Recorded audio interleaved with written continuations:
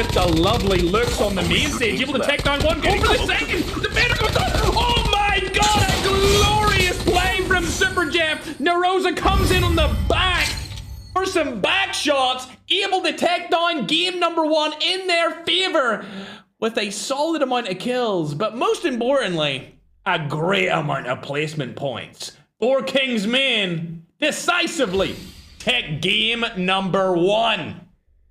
Let's pull up the kill count and see how many they got. It looks good, like it's going to be 10 kills total with 15 points per placement. That's going to be a 25-point performance in the first game. Keep in mind, the last tournament that we seen from Four Kings men, they started out terribly, and then they came back and won it all.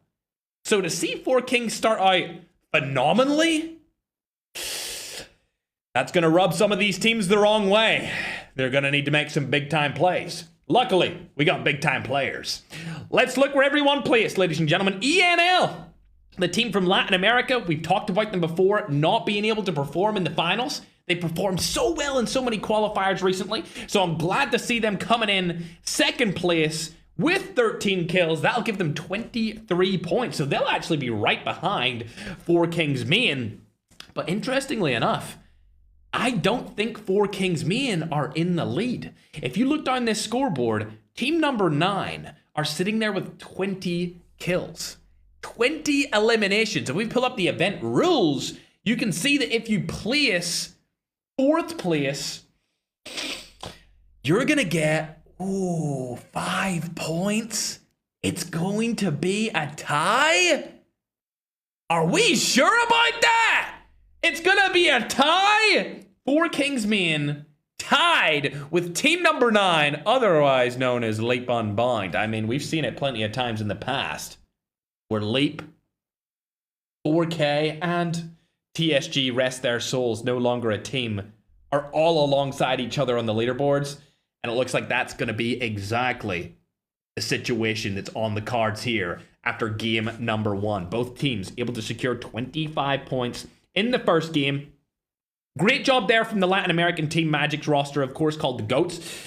Honestly, I think they underperformed because of that start. But the fact that they were able to get into the end game and at least get some points for placement really is going to help them in the running for earning some cash here in this $10,000 tournament. Also, we didn't get to watch them, but hopefully you checked out the official broadcasts from Chapo, Father Ali, Rezox, and F9, because the boys, the mixed regional team from Africa and Europe, actually did really good this time. 9 eliminations, 6th place. Hey, they're coming in with double-digit points off of the first game. Let's go. Let's go. Come on, Africa. I want to see some more of this. I want to see some more of this, bro. As you go further down the leaderboard, you can see there's Fun, Lotex, Necro, and Slayer. Oh, Slayer. Slayer, bro. I know you're better than this. I think we all know that Slayer's one of the best players in the game, but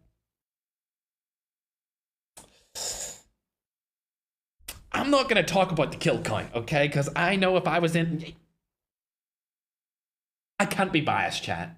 0 kills. Oh, I've been with Slayer since the start of his rise, chat, but 0 kills. I know the Africans are going to be happy to see this. Dropping a big juicy donut there in game number 1. It's unfortunate, but I'm sure he'll make a comeback. NSG, 8th place. Hey, we might be able to see NSG make some money here today. They've been struggling in the finals so far, but they've been going through the qualifiers quite nicely recently, so good job to them. We've also got VPR in here as well with the 4-kill performance. And then further down the list, you can see where Winter, Marab, Flexing, Zalata finished off. We got the other Leap team in there, finishing in 11th. Ooh, Joker actually followed out a little bit earlier than expected, I feel like. They did get a good amount of kills there, so they might still be in the top 10 as we look through the scoreboard. GNR, on the other hand, oh my god, 13 eliminations that early on, finishing 14th.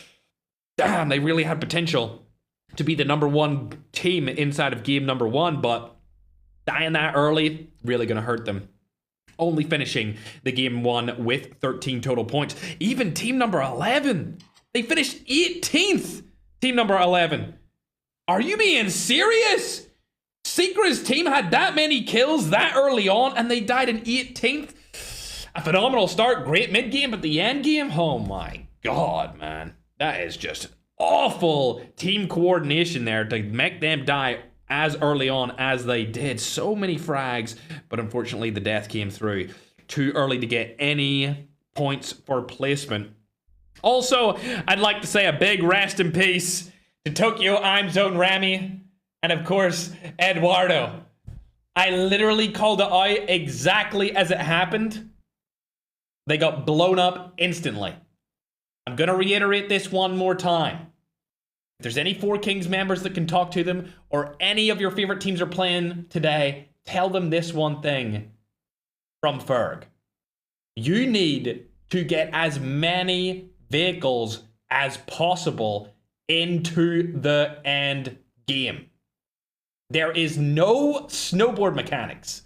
You cannot just flail around the end game zone like a ballerina. You need to come in, tighten it, drop your cars, drop any vehicles you have, set them up like the goddamn walls of Troy, and make a base camp as center as possible in the Battle Royale Game 2. If you do not do that, the only other option you have is getting zone lucky with hills and cliffs to be by your side, like we just seen from Four Kings. They rotated early, they had multiple cars, but luckily the zone favored them and gave them that high ground. If you don't get that favored high ground, you're going to need those vehicles. Good luck. Good luck to everyone. We're going to get ready to get into game number 2 here, ladies and gentlemen. But my god, what a game 1. I mean, all of the teams are close alongside each other. We got 2 teams at 25 points at first place, I believe. It's looking like it's going to be an interesting Game 7 $10,000 BRL July tournament, chat. Isn't it, though? Welcome to Battle Royale. MVPs for the top 10 after game number 1.